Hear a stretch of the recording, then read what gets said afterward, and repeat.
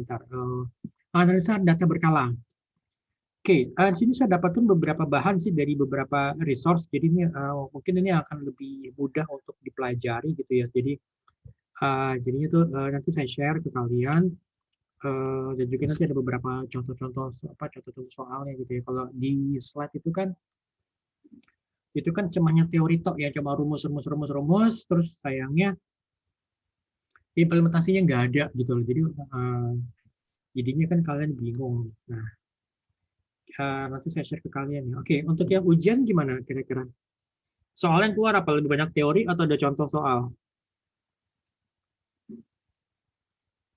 Guys, untuk yang soal, latihan soalnya kira-kira gimana? Lebih banyak teori atau gimana, Penny? Tadi campur sih Pak, tapi yang saya bingung yang hitung rata-rata apa tadi ya?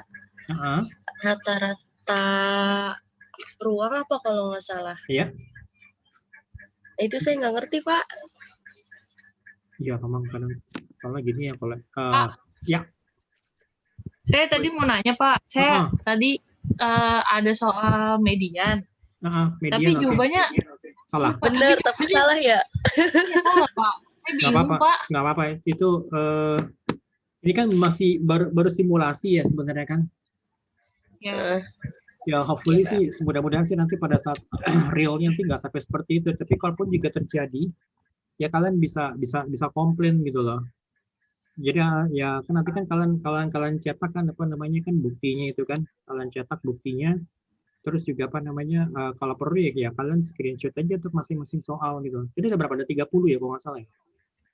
20 Pak. 20 ya, 20 soal lah. 20 itu kan tapi ada menghitungnya ya. Tidak menghitungnya kan median sama apa lagi?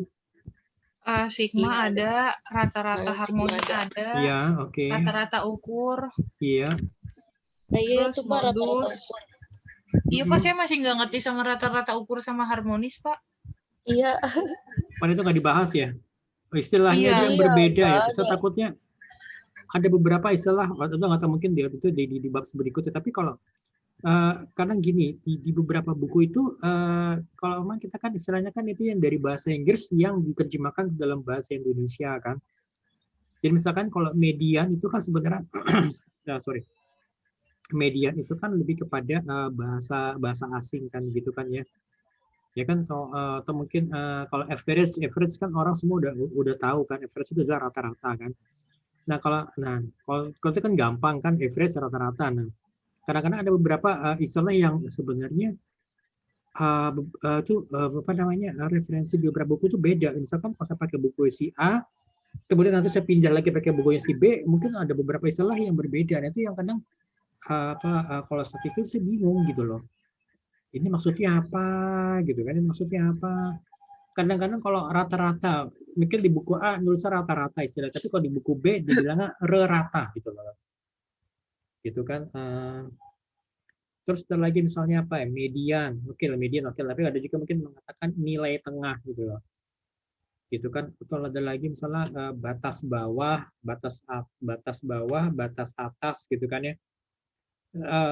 Ya mudah-mudahan kalau itu sih sama sih ya, batas atas, batas bawah itu ada beberapa buku mungkin yang istilahnya mungkin agak berbeda. Jadi orang yang baca itu bingung. Jadi kalau saya sih lebih prefer sih kalau tetap menggunakan istilah aslinya gitu ya.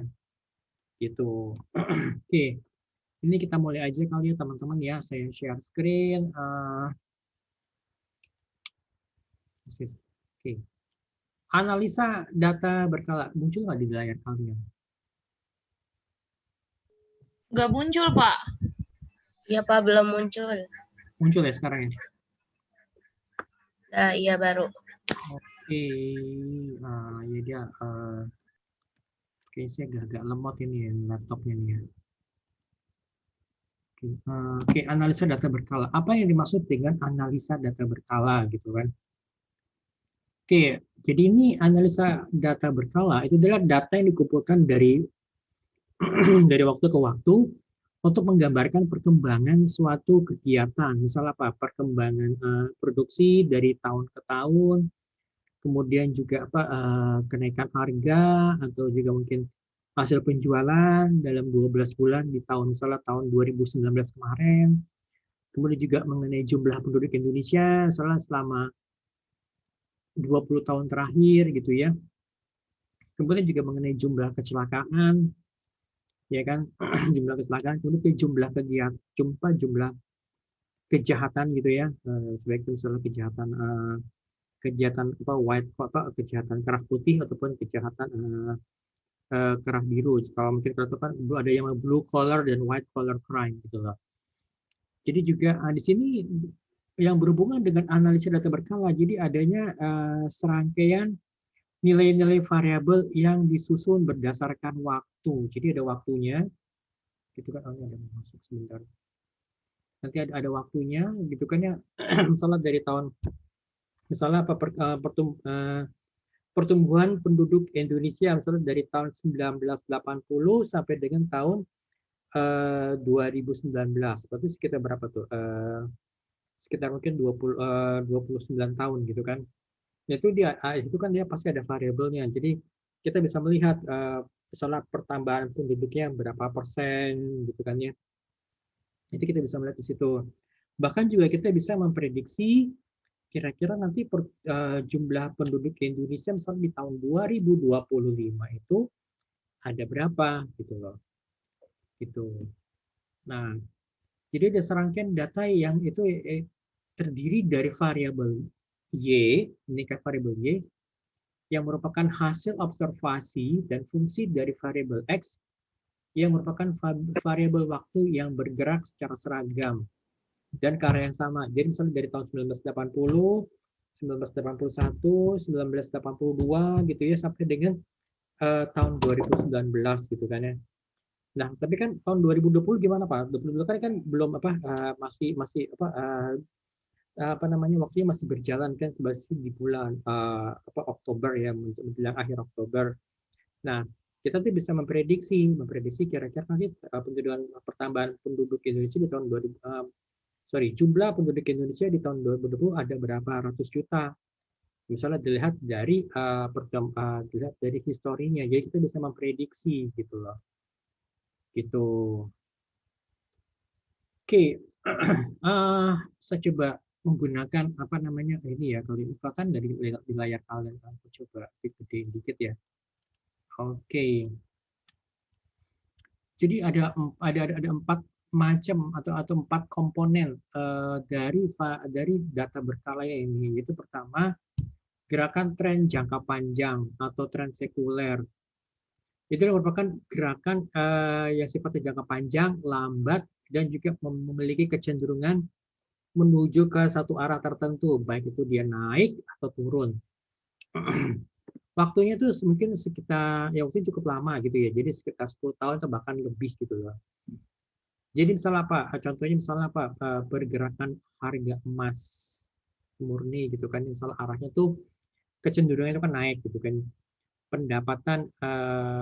Pergerakan pendapatan masyarakat atau gross national product gitu ya, GNP itu gross national product itu kan kecenderungannya kan naik gitu itu ya sebelum COVID-19 pandemik ya kalau ya pasca ini kan ya pasti perekonomian itu kan akan terkontraksi ya akan apa ya akan sangat berpengaruh ya gitu jadi pasti akan ada perubahan gitu kan apalagi kan katanya kan kalau kita Indonesia sudah masuk ke resesi atau mungkin juga apa namanya dari sekian banyak apa pengangguran tuh berapa besar sih pengaruhnya terhadap GNP gitu. Lalu juga pergerakan konsumsi masyarakat itu kan arahnya itu kan kecenderungannya naik ya seperti tadi saya katakan sebelumnya apakah dari COVID-19 pandemik ini ada pengaruhnya terhadap pergerakan konsumsi masyarakat gitu kan. Nah, kemudian juga pergerakan kematian penduduk, misalnya apa jumlah kematian bayi gitu ya. Dalam 15 tahun terakhir itu seperti apa? Apakah ada kecenderungan naik, turun, atau mungkin stagnan gitu loh. Maksudnya ya misalnya dihitung per 1.000 penduduk itu ada berapa banyak kematian bayi gitu kan. Gitu. Nah, ini kita lihat pergerakan pendapatan masyarakat tadi ya, gross national product gitu loh. Jadi kita lihat dari tahun 1987 sampai dengan tahun 1995 itu tren pendapatan masyarakat Indonesia itu meningkat gitu ya. Walaupun terkadang kan ada naik turun, tetapi trennya itu meningkat gitu. Jadi misalkan gini, di tahun 90 itu kan ada peningkatan gitu ya, 90, 19, 93 agak sedikit menurun, walaupun sebenarnya penurunnya tidak signifikan gitu ya. Kemudian naik lagi di tahun misalnya menjelang dari tahun 1994 sampai dengan ke tahun 1995 gitu loh. Oke, nah seperti itu. Oke, sampai sini teman-teman ada yang mau ditanyakan ya monggo, nggak apa-apa. Kalau misalnya ada yang ada yang bingung. Oke, nah kita lanjut ya. Oke, next. Gerakan atau variasi siklis, cyclical movements or variation, itu disingkat juga dengan huruf C besar ya. Ini adalah gerakan atau variasi jangka panjang di sekitar garis tren. Jadi berlaku untuk data tahunan. Jadi waktunya itu bisa terulang dalam jangka waktu tertentu, mungkin setiap 3 tahun atau mungkin setiap 5 tahun. Dan juga mungkin bisa terulang dalam jangka waktu yang sama. Contohnya misalnya apa? Siklus 5 tahunan pemilu. Bisa cycle atau konjunktur. Jadi adalah gerakan siklis yang menunjukkan jangka waktu terjadinya kemakmuran, prosperity, kemudian juga recession atau mungkin juga depresi, bukan depresi ya, depresi. Depresi itu ya krisis yang berkepanjangan, dan juga pemulihan atau recovery gitu. Oke, kita lihat contohnya misalkan gini ya. Misalnya dari penjualan produk dari tahun 1990 sampai dengan tahun 1998. Kita lihat jadi pada saat kurvanya itu meningkat, jadi kita masuk pada misalnya fase kemakmuran gitu ya. Kemakmuran kemudian turun dari poin 2 ini terjadi adanya misalnya kemunduran gitu ya. Kemunduran misalnya dia ada decrement, jadi penurunan penjualan. Ketika penjualannya terus mencapai titik terendahnya itu di tahun 1995 karena misalnya katakan terjadi misalnya depresi, itu bukan depresi tapi depresi ya. Depresi itu terjadi kasus yang berkepanjangan gitu loh. Nah, kemudian setelah mulai di titik terendah, kemudian dia berusaha penjualan mulai merangkak naik, walaupun misalnya mungkin dia agak kepayahan atau agak susah, tetapi di sini kita bisa melihat bahwa sudah ada fase recovery atau pemulihan gitu loh. Gitu. Kemudian juga adanya variasi atau gerakan musiman, jadi seasonal movements gitu loh.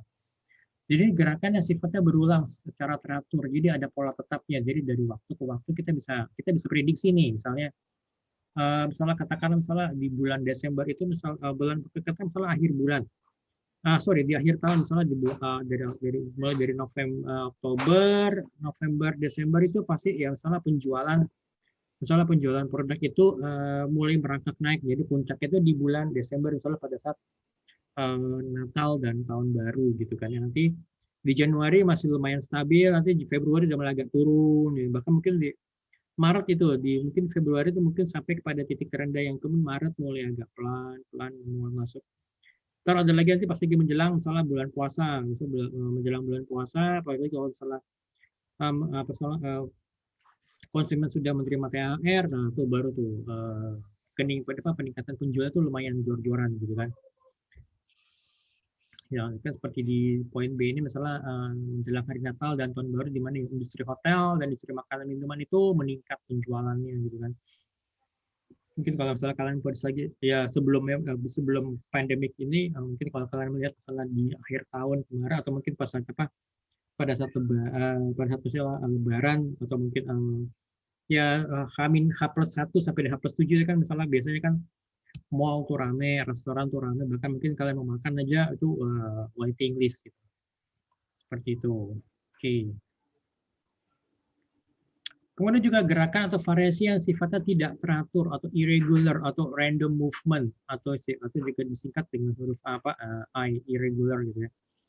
Jadi gerakan yang disebabkan oleh faktor yang sifatnya kebetulan dan sifatnya sporadis. Misalnya apa? Gerakan yang tidak diketahui kapan gerakan tersebut berulang. Misalnya apa? Kayak ada banjir atau mungkin ya gempa bumi gitu ya. Gempa bumi misalnya ini amit-amit misalnya terjadi itu nationwide, jadi secara nasional, pemogokan dan perubahan politik, atau mungkin yang paling gampang kita adalah saat ini misalnya sejak terjadi misalnya pandemik COVID-19 ini kan pasti penjualan itu menurun, itu memiliki daya beli masyarakat menurun gitu kan ya.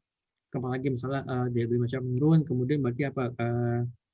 Misalnya penerimaan perusahaan ya menurun, misalnya harga saham tuh rontok misalnya gitu kan.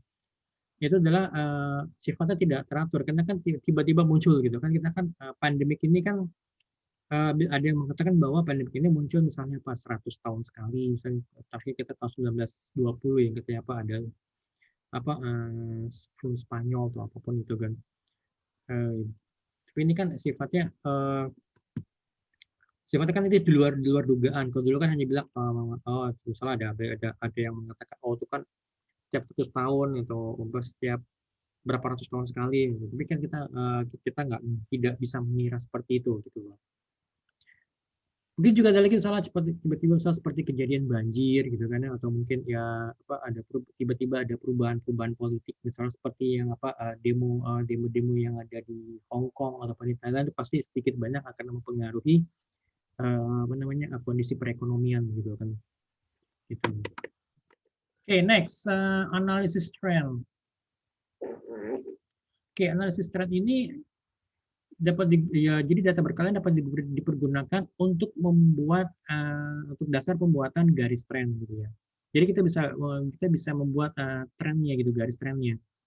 Garis tren ini dapat dipergunakan untuk membuat ramalan yang sangat diperlukan sebagai dasar perumusan perencanaan. Jadi misalkan gini, kita melihat kita ingin melakukan forecast atau perkiraan misalnya penjualan di tahun 2021, misalnya penjualan di tahun 2020, tahun 2021, gitu kan? Kita membuat perencanaan atau planningnya ini ya jauh sebelum COVID-19 pandemic, gitu kan? Nah kan misalkan kita membuat forecast, gitu ya, kita membuat forecast ya, berdasarkan dari hasil dari penjualan beberapa tahun sebelumnya, kita membuat forecast. Oke, misalnya penjualan kita di akhir tahun 2020 itu akan misalnya mencapai 10 miliar, ya kan? Tapi sejak ada COVID-19 pandemic ini ya boro-boro sampai ada 10 miliar, salah di tahun misalnya udah menjelang akhir tahun pun juga kita belum bisa mendapat setengahnya gitu kan. Mungkin baru mencapai misalnya 4M gitu kan. Berarti itu kan ada terjadinya gap gitu kan. Terjadinya gap, maksudnya gap itu perbedaan yang signifikan antara forecast dengan realnya gitu kan. Ternyata forecast itu jauh lebih tinggi dibandingkan realnya gitu. Nah, jadi apa? Jadi kan jadi itu biasa terjadi gitu. Misalnya antara forecast dengan real itu berbeda gitu kan.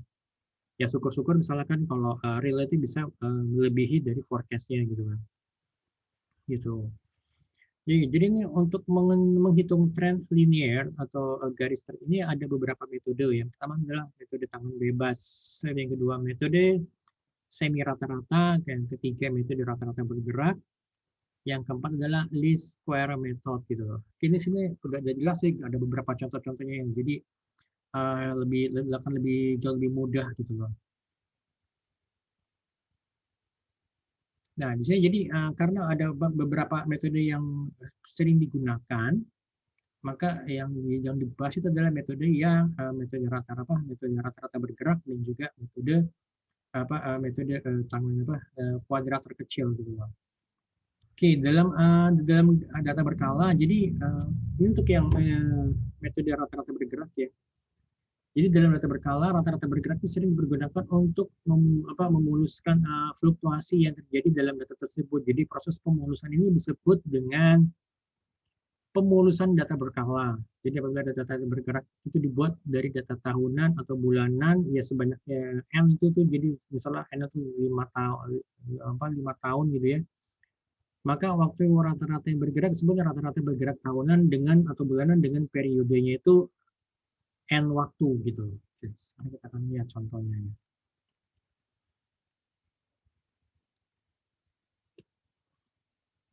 Oke, misalkan diketahui penjualan dari PTX selama 12 tahun. Jadi kita mendapatkan data nih selama 12 tahun, dari tahun 1990 sampai dengan tahun 2002. Jadi penjualan ini penjualan yang sebenarnya nih. Jadi apa namanya, tahun ini sebagai X-nya gitu kan. Nah, kita lihat berarti perhatikan di sini ya. Oh, saya pakai mouse deh. Di tahun 1990 itu ada penjualan itu sebesar 550. 1991 400 gitu kan. 1992 itu 350 unit. 1993 itu ada 600 unit gitu kan ya. Oke, kita sini akan melihat moving average itu selama 4 tahun gitu loh. Nah, jadi kita ngitung setiap 4 tahunan gitu loh. Nah, kita lihat di sini misalnya di tahun 1990. Berarti kalau kita akan mulai menjumlahkan itu dari tahun 1990 sampai dengan tahun 1993. Ini kita jumlahkan dari 550 ini 400 ditambah 350 tambah 600 equal 1900 gitu loh. Gitu. Oke, demikian juga seterusnya. Jadi di sini nah di sini kita tuh bisa apa namanya? Kita bisa memprediksi di tahun 2002 itu kira-kira penjualan itu berapa gitu loh. Oke, ini sih ada rumusnya, nanti kita bisa menggunakan apa namanya, rumus yang ada di Excel gitu kan. Ini kita sebut dengan moving average gitu loh. Nah, di sini kan kita lihat sini adanya apa namanya, adanya penyimpang, maksudnya adanya delta, jadi selisih antara yang apa yang Y ramalan, jadi antara ramalan dengan actualnya gitu kan. Nah, actualnya misalnya di tahun 1994 itu kan dia penjualan itu adalah kan 750 ya kan. Nah, sedangkan ya kan tahun 1994 ini kan penjualannya kan 750. Nah, sedangkan apa namanya ramalannya adalah sebesar 475. Berarti masih ada pasti ada selisih adalah dalam artian penjualan itu lebih tinggi dibandingkan forecast-nya gitu loh. Kemudian juga di tahun 1995 ini penjualannya ada 500 ya kan. Kemudian apa namanya, di ramalannya di forecast itu sebesar 525 gitu kan. 525. Nah, 520. Nah, berarti selisihnya berapa? Selisihnya itu adalah minus 25. Berarti dari mana asalnya? Ini asalnya berasal dari 500 dikurang 500 ini dikurang 525 di sini. Jadi hasilnya adalah minus gitu kan. Minus 25. Nah, itu caranya. Nah, kalau untuk gampangnya ngitungnya itu adalah menggunakan Excel gitu loh. Oke, aku mau coba jelasin itu adalah dengan menggunakan apa namanya untuk yang menggunakan metode kuadrat terkecil atau metode least square gitu, least square kuadrat gitu loh. Nah, metode kuadrat terkecil ini berguna untuk mencari garis tren. Ya, jadi satu perkiraan atau taksiran mengenai nilai A dan B dari persamaan Y sama dengan A ditambah BX gitu kan. Oke, rumusnya seperti ini. Jadi Y-nya itu equals A ditambah BX, berarti B-nya itu equals gitu kan. B-nya itu equals sigma XY dibagi sigma X kuadrat. A-nya seperti ini ya. Nanti A-nya itu adalah Y ya kan. Y dikurang BX gitu kan. Kita ini kurang nih, ini kurang apa, rumusnya kurang. Oke, next kita lihat contohnya dalam selanjutnya tadi yang dari PTX itu ya, data penjualan PTX dalam jutaan rupiah selama 11 tahun dari tahun 1989 sampai dengan tahun 1999. Oke, karena kan sini kan kita lihat tahunnya.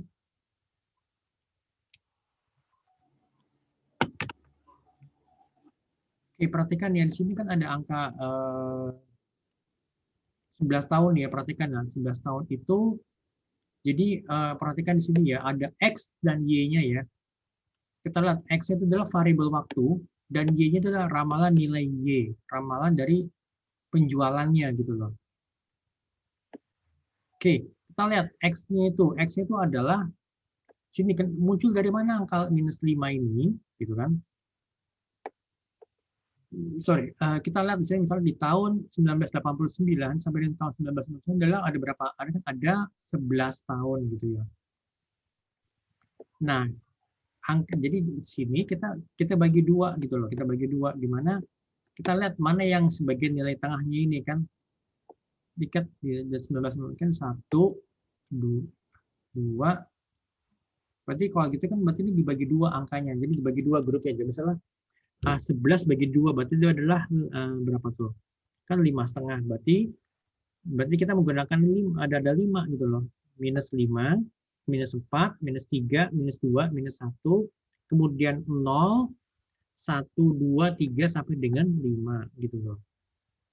Oke, kemudian di sini X, Y-nya kan tetap ya. Kemudian XY itu adalah ya ini, X kali Y minus 5 dikali, minus 5 dikali 50 equals 200, minus 250.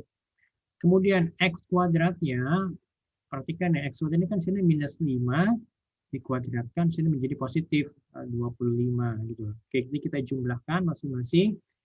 Yang dijumlahkan adalah yang Y, berarti sigma Y-nya sama dengan 438,9, sigma X Y-nya sama dengan minus 84,4, dan sigma X kuadratnya equal 110 gitu loh.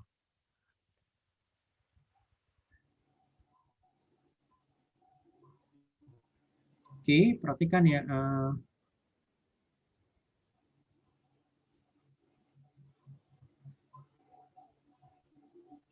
Oke, ini rumusnya yang Y-nya itu equals, Y-aksen sama dengan A ditambah A sama dengan A ditambah BX. Kemudian B-nya itu adalah, mencari untuk nilai B-nya itu adalah, ya ini kan sigma XY dibagi sigma X kuadrat. Berarti ya, kita lihat di sini tadi apa yang variabel sigma XY adalah minus 84,4 ini, ya. Minus 84,4 dibagi minus X kuadrat. Minus X kuadrat adalah ini 110, berarti minus 84,4 dibagi 110 equals B-nya sama dengan minus 0,77 gitu loh. Nah, sebenarnya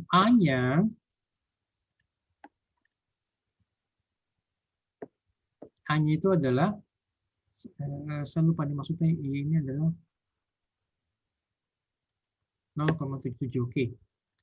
Nah, kemudian A ini sama dengan Y. Tunggu, Y-nya dari mana nih sebentar.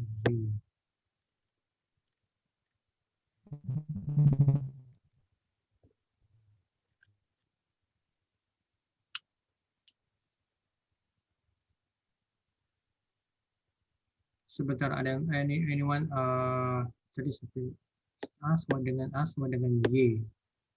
Berarti A sama dengan, berarti A sama dengan 39,9. Oke, berarti oke, sip sip sip. Sama dengan,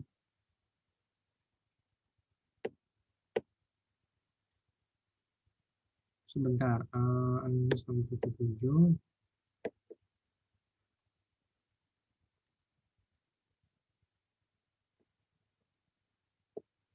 Berarti dimasukkan kan Y sama dengan, ya itu sama dengan 39,9 dikurang minus 0, dikurang 0,77x gitu loh.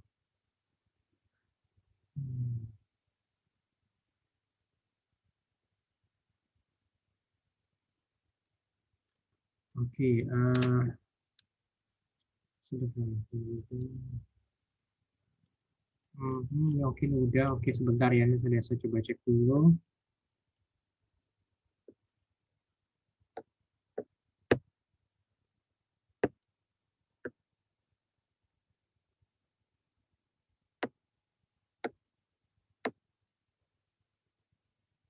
Oke.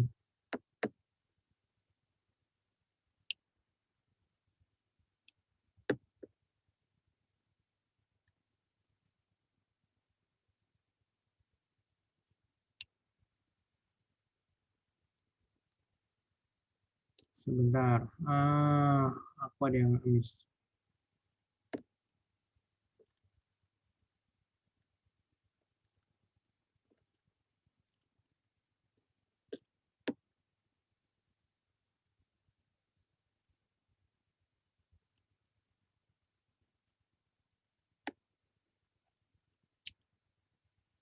A-nya itu berarti sama dari kedua sini. A-nya.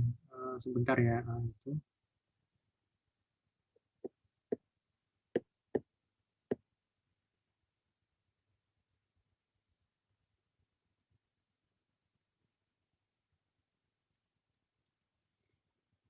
Oke, ini kita lewatin dulu aja ya. Mungkin saya coba cari tahu lebih lanjut lagi nih. A-nya itu muncul 39,9 dari mana asalnya gitu ya. Oke, kita lihat sini persamaan garis linear itu ternyata adalah sama dengan Y aksen sama dengan 39,9 dikurang 0,77x. Sehingga jadi ramalan penjualan tahun 2000 itu adalah berarti kan Y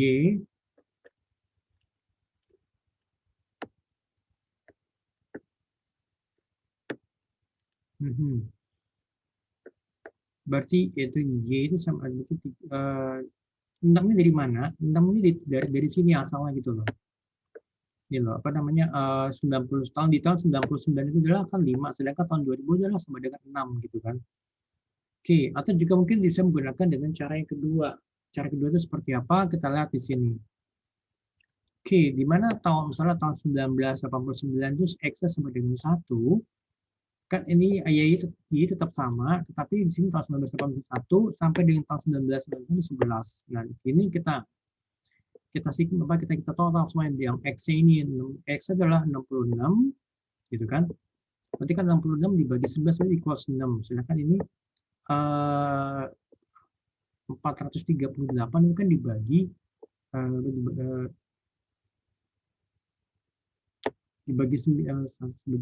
kan. Dibagi 11 tadi. 438 dibagi 11 gitu loh. Equal sebenarnya 39,9 gitu kan. Oke, berarti cara rumusnya adalah gini. Rumusnya kita masukkan N-nya itu adalah N kan 11 gitu kan. Ini ya, N dikali sigma XY dikurang sigma X dikali sigma Y. Kan perhatikan ya. Sigma X yang mana, sigma Y yang mana, kalian udah tahu kan. Sigma X-nya adalah 2549 gitu kan. Nah, dibagi N itu kan 11, tadi kan sigma X kuadrat, ini sigma X kuadrat yang ini, ya kan, dikurang sigma X adalah ini dikuadratkan, gitu. Oke, perhitungan yang masuk sini, kalau udah jelaskan angkanya dari mana asalnya, berarti equals, berarti B-nya sama dengan minus 0,77, berarti sama dengan di sini, A-nya itu adalah Y dikurang BX gitu loh. Berarti kan A itu sama dengan ini kan 39,9 ini kan ininya kan. Y-nya itu rata-rata Y-nya itu 39,9 dikurang B ini apa kan B-nya ini kemudian di X-nya ini. X-nya dari mana? X-nya 6 ini. Gitu. Oke, berarti 39,9 dikurang dalam kurung minus 0,77 dikali 6. Gitu. Berarti 39,9 dikurang dikurang dalam ini kan ini minus kalau kemudian plus, jadi 39,9 ditambah 4,66,2, maka hasilnya menjadi 44,52 gitu loh. Jadi persamaan trennya itu adalah Y sama dengan A-nya ini kan, A-nya itu 44,52 dikurang B-nya ini minus 0,77X gitu loh. Oke, sekarang saya tahu dari mana asalnya nih. Jadi Y-nya ini, jadi rata-rata Y gitu loh. Rata-rata Y itu dari mana? Yang ini ya kan 39,9 yang ini gitu loh. Makanya muncul dari sini. 39, jadi A-nya tuh A-nya itu tentunya 39,9. Nah, mungkin dimasukin rumus di sini. Berarti Y sama dengan, Y kan tadi Y aksen. Y aksen sama dengan 39,9 dikurang minus 0,77X gitu loh. Oke, jelas ya. Nanti saya kasih semuanya nih detailnya slide-nya. Oke, kemudian di sini kita bisa melihat bahwa di tahun di mana penjualan di tahun 2000 di mana X sama dengan 11, perhatikan di tahun 2000 itu kan berarti X sama dengan 11. Sorry, X bukan 11, X adalah 12 ya. Perhatikan di sini kan di tahun 1999 X sama dengan 11, berarti tahun 2000 X sama dengan 12 gitu. Ini salah ketik ya teman-teman. Oke, berarti ini adalah Y aksen sama dengan 44,52 dikurang 0,77 dikali 12 gitu loh. Jadi trennya itu menurun di tahun untuk penjualan di tahun 2000 itu sama dengan 35,28.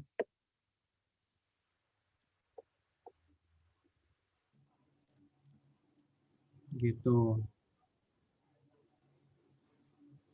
Oke, gitu ya teman-teman ya. Nanti kalau itu kalian bisa cek lagi. Oke, gitu. Oke, kemudian untuk aduh ini waktu udah mau habis lagi. Kita break dulu aja, nanti sama jelaskan untuk apa penggunaan Excel untuk analisa data berkala ya, guys. Kita break dulu aja sebentar. Nanti sebalik lagi itu jam 5 menit lagi, kasih waktu 5 menit ya. So I will be right with you, okay?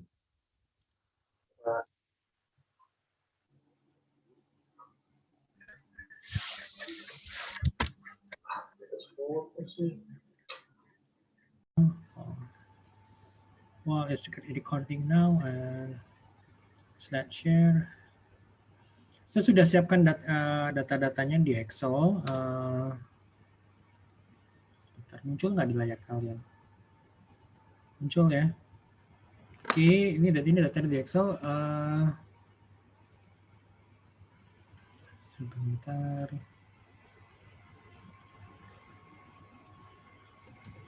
Itu semua bahan-bahan saya share di grup. Oke, balik lagi untuk yang di Excel-nya. Where is it? Oke, kita akan mencari tadi ini ya, mencari di mana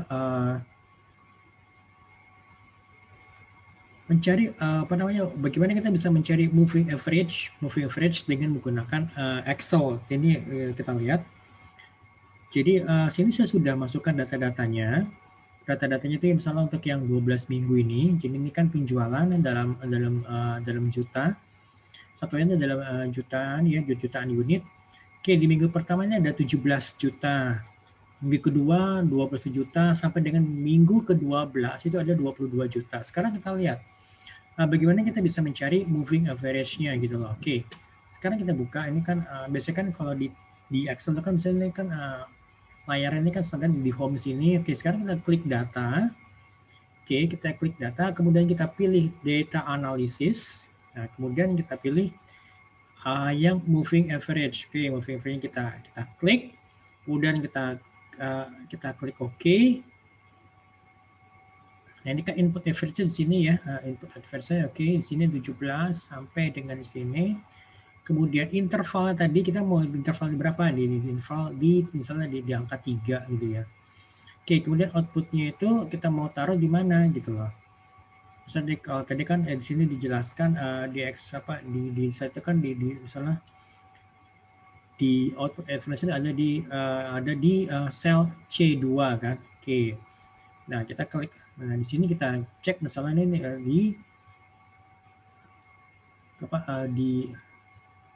sorry. Salah.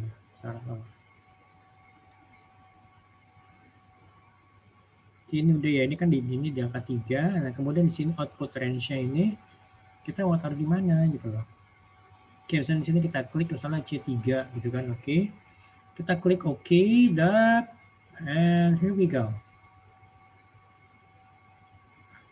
Oh, tadi ada yang kurang ya. Jadi tadi kalau tadi ini kan sini sore. Ini saya ulang lagi ya. Saya sore ini saya ulang lagi. Ini saya hapus dulu. Biar kalian nggak bingung.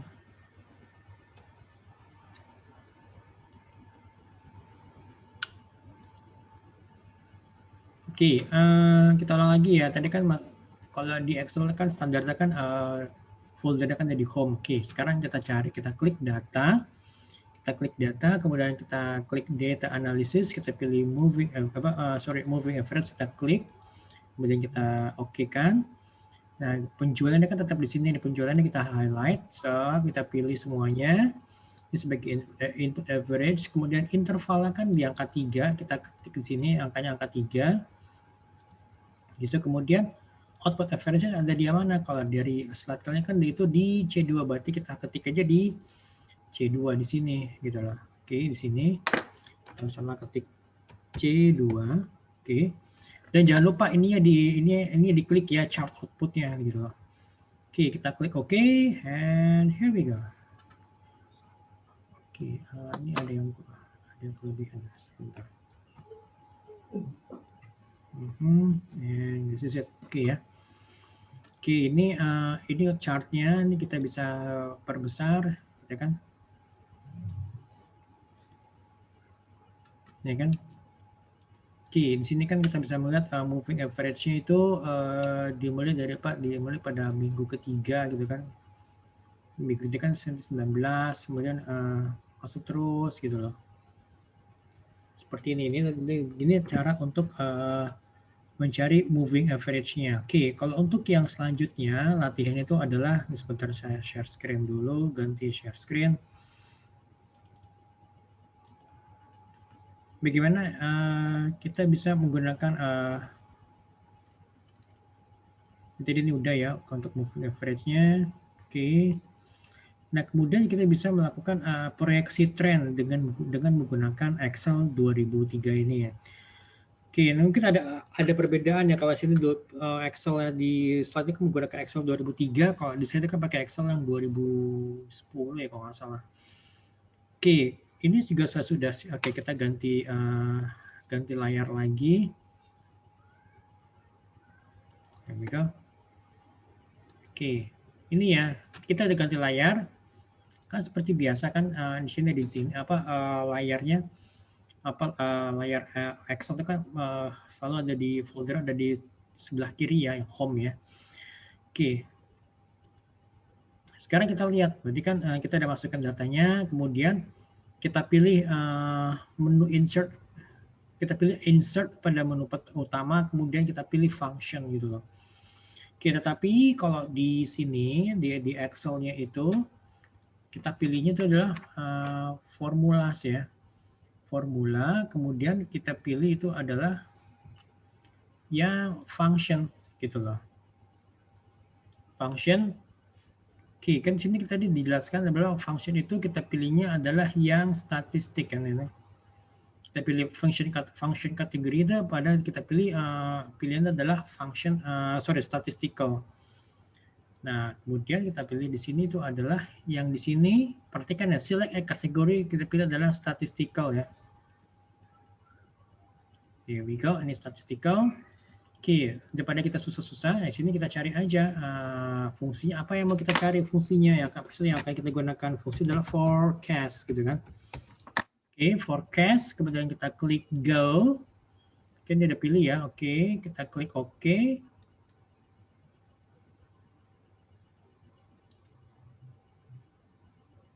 Sorry, something is wrong. Bentar.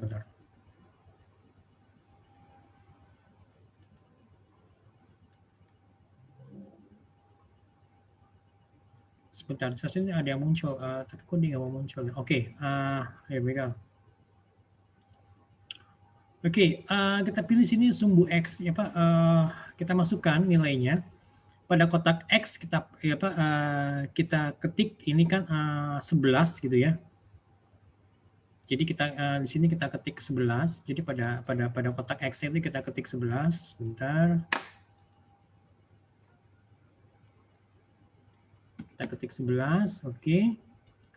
Nah, untuk yang noun Y-nya itu adalah yang kita masukkan tuh adalah yang nilai yang berada untuk yang sumbu Y-nya, berarti pada range B2 sampai dengan range B11 gitu loh. Range dari ini kan yang B2 sampai dengan B di sini. Nah, here we go. Oke, kalau untuk yang Y-nya kita masukkan dari sini juga.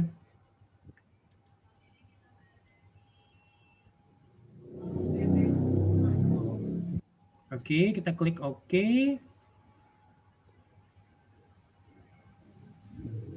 Oh, sorry, ada something is wrong. Sebentar ya. Oke, kita ulang lagi, ada yang salah. Oke, insert function. Kita pilih tadi kan karena udah dipakai kan, sebenarnya kita mulai lagi dari awal. Kita pilih yang apa tadi, statistical.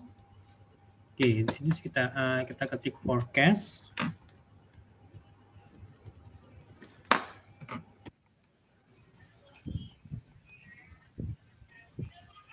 Forecast, and then kita klik go. Oke, kita klik ini, kita klik OK, and then jadi sekarang kita masukin di sini nilainya gitu loh. Gitu kan, tab. Yang Y-nya tadi kita masukkan sini, nilai Y-nya ini, oke ya, nilai Y-nya. Nah, kemudian nilai X-nya, gitu kan, kita masukkan, tab. Udah oke, berarti kita klik OK. Nah, berarti nilainya adalah 19,09 gitu loh. Ini adalah untuk apa? Untuk proyeksi trend projection-nya itu di tahun ke-11 gitu, forecast di tahun ke-11 berapa gitu loh. Ya kan? Berarti ini kan di sini proyeksinya berarti kan ada apa namanya? Ada gap-nya di sini kan? Gitu. Oke, sampai sini ada ditanya mungkin teman-teman?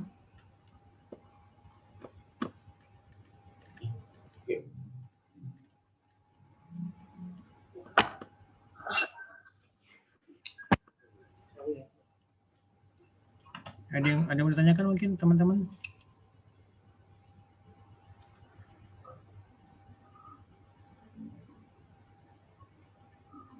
Kita ulang lagi aja ya.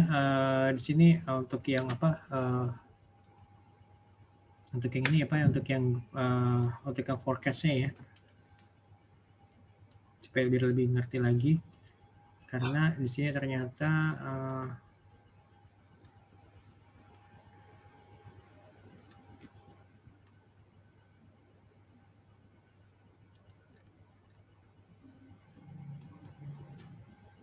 tinggal sebentar nih saya masukin dulu data-datanya.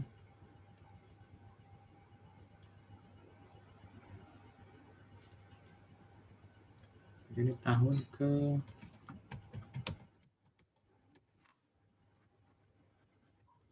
12 ini nggak ada.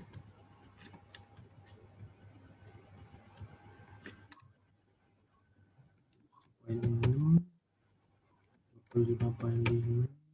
Oke. Terus ini 25,5 lagi. 21,9, 27,5, 31,5, 29,7, 28,6. Here we go.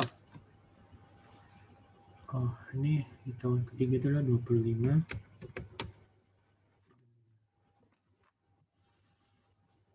Oke, kita ulang lagi ya. Jadi oke, jadi kita pilih apa tadi menunya di sini ya. Insert function. Kita tadi kan udah kita pakai ya. Kita pilih lagi dari statistical, dan kita klik di sini misalnya apa? Klik forecast. Ya kan, kita klik forecast, and kita klik ini apa? Go. Oke. Oke, kita masukkan misalnya nilainya kita masuk di sini gitu kan. Kemudian noun y-nya, sumbu y-nya adalah ini. Oke, kita masukkan sub. Kemudian kita klik ini noun x-nya. Oke, di sini. And then here we go. Hasilnya itu adalah 21,6 juta gitu kan.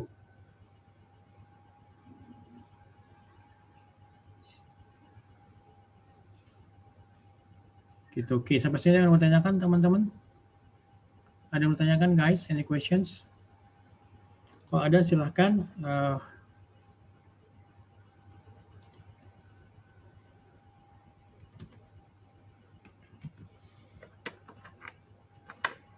Oke, sebentar. Ini saya stop recording dulu ya. Sorry, saya pause recording. Oke, sampai sini ada yang mau tanyain teman-teman semuanya? Guys, any questions? Kalau nggak ada, kita sudahi. Nanti tetap saya masih bisa diakses di grup atau mau akses di by Japri, monggo aja silahkan gitu loh. Gitu. Oke. Kita ketemu lagi di hari Senin ya. Kalau ada yang mau ditanyakan, kita masih bisa ketemu lagi tuh di hari Senin sore. Oke ya, kalau ya nanti tolong disepin aja kalau ada yang mau didiskusikan gitu ya. Oke, sampai ketemu lagi semuanya. Terima kasih. Assalamualaikum warahmatullahi wabarakatuh. Waalaikumsalam warahmatullahi wabarakatuh. Makasih Pak. Sama-sama. Oke, udah saya absenin semuanya ya guys. Tenang aja ya, no need to worry, oke? Iya Pak, makasih Pak. Yuhui. Makasih Pak.